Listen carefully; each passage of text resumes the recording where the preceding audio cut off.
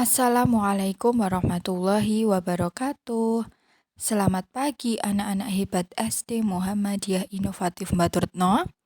Bagaimana kabarnya hari ini? Semoga Allah Subhanahu wa Ta'ala senantiasa memberikan nikmat iman dan nikmat sehat kepada kita semua. Semoga kita selalu dalam keadaan baik dan sehat ya. Sebelum memulai pembelajaran, marilah kita berdoa terlebih dahulu. Berdoa dimulai.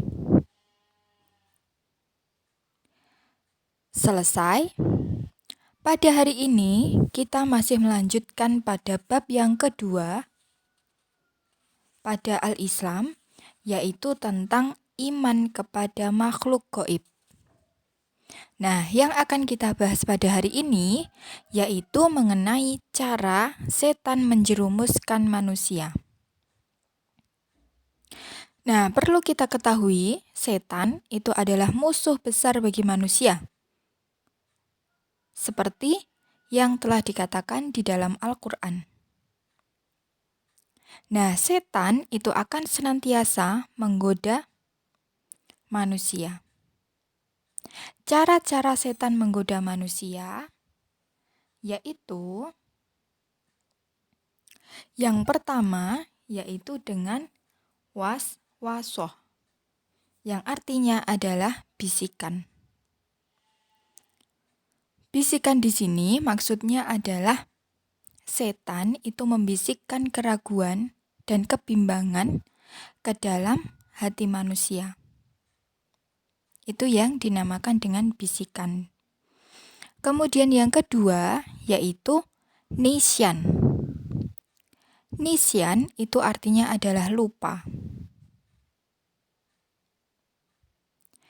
Di sini peran dari setan itu adalah berusaha supaya manusia senantiasa melupakan Allah Subhanahu wa Ta'ala. Jadi setan itu membuat kita itu lupa dengan Allah Subhanahu wa Ta'ala. Kemudian yang ketiga yaitu dengan tamani. Tamani itu artinya adalah angan-angan.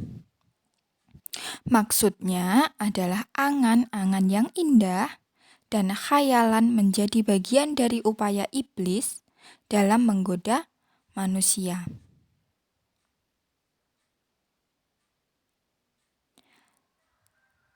Jadi manusia itu selalu berangan-angan akan hal-hal yang indah. Itu juga termasuk cara setan menjerumuskan manusia. Kemudian yang keempat yaitu tazin. Tazin di sini artinya adalah memandang baik perbuatan maksiat. Jadi setiap melakukan perbuatan maksiat itu dianggap dengan perbuatan yang baik. Kemudian yang kelima yaitu wa'dun, yang artinya adalah janji palsu. Yang keenam kaidun, artinya adalah tipu daya. Dan yang ketujuh yaitu syaddun, yang artinya adalah hambatan. Setan atau iblis itu berusaha untuk menghalang-halangi manusia untuk menjalankan perintah-perintah dari Allah Subhanahu wa Ta'ala dengan menggunakan segala cara macam hambatan. Jadi setiap kita itu akan menjalankan perintah-perintah Allah. Nah, di sini peran iblis atau setan itu menghalang-halangi. Kemudian yang kedelapan yaitu adawah. Adawah itu artinya adalah permusuhan. Nah, cara iblis atau setan dalam menjerumuskan manusia itu adalah dengan memunculkan permusuhan dan rasa saling membenci di antara sesama manusia. Nah, itu tadi merupakan 8 cara setan menjerumuskan manusia.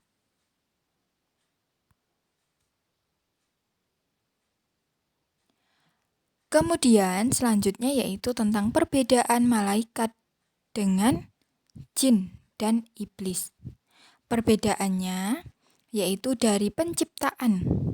Kalau malaikat itu berarti dari nur atau cahaya.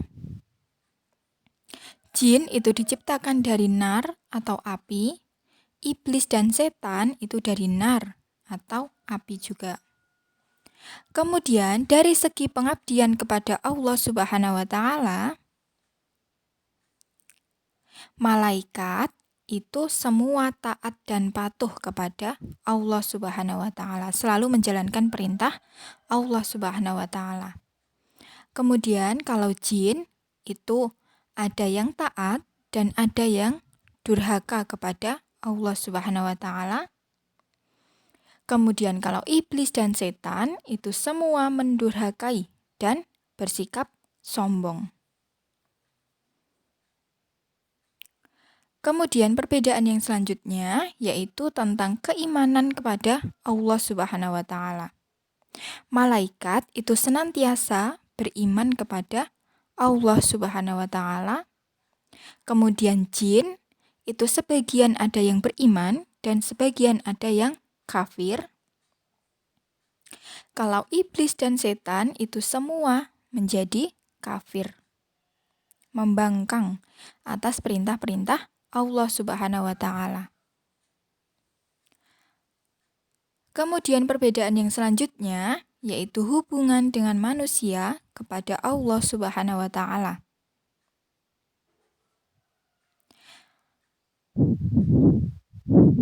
Malaikat itu mencatat yang dilakukan manusia. Jadi hubungannya malaikat dengan manusia itu malaikat selalu mencatat apa yang dilakukan manusia. Kemudian kalau jin itu sebagian bersekutu menjauhkan manusia dari Allah Subhanahu wa taala. Kemudian iblis dan setan itu berusaha menggelincirkan manusia dari jalan Allah Subhanahu wa taala, berusaha menjauhkan manusia dari jalan Allah Subhanahu wa taala.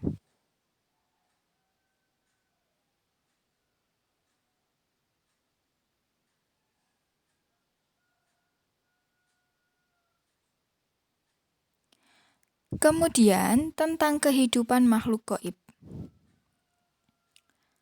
Makhluk gaib itu dibagi menjadi 3, yaitu malaikat, jin, iblis, atau setan. Malaikat itu di sini kehidupan malaikat itu digunakan untuk selalu bertasbih kepada Allah Subhanahu wa taala serta mentaati perintah-perintahnya. Tidak pernah sama sekali malaikat itu durhaka kepada Allah Subhanahu wa taala. Jadi di sini malaikat itu selalu taat atas perintah-perintah Allah Subhanahu wa taala.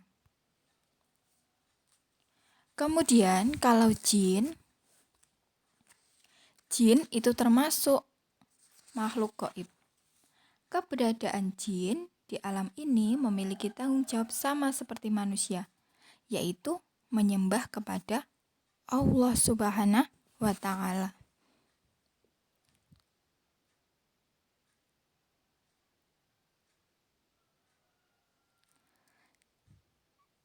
Jin itu dapat dibedakan menjadi 2 golongan dalam menjalankan perintah-perintah Allah. Ada sebagian yang taat kepada Allah dan ada sebagian yang lain yang mengingkari perintah-perintah Allah Subhanahu wa taala.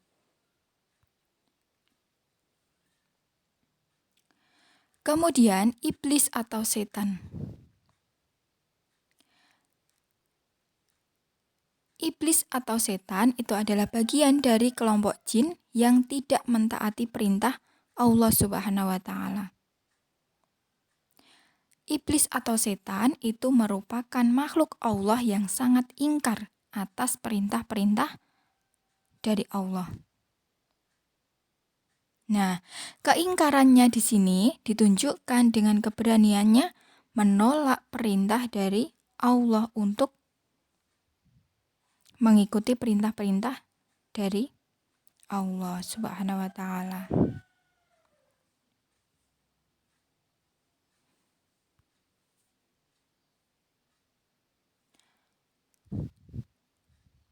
Tugas pada hari ini yaitu sebutkan perbedaan antara malaikat, jin, dan iblis. Boleh dengan tabel seperti tadi, atau boleh langsung poin-poinnya seperti itu. Kemudian yang kedua yaitu sebutkan 5 cara setan menggoda manusia. Beserta artinya ya. Jadi anak-anak menyebutkan 5 cara, kemudian dituliskan beserta artinya.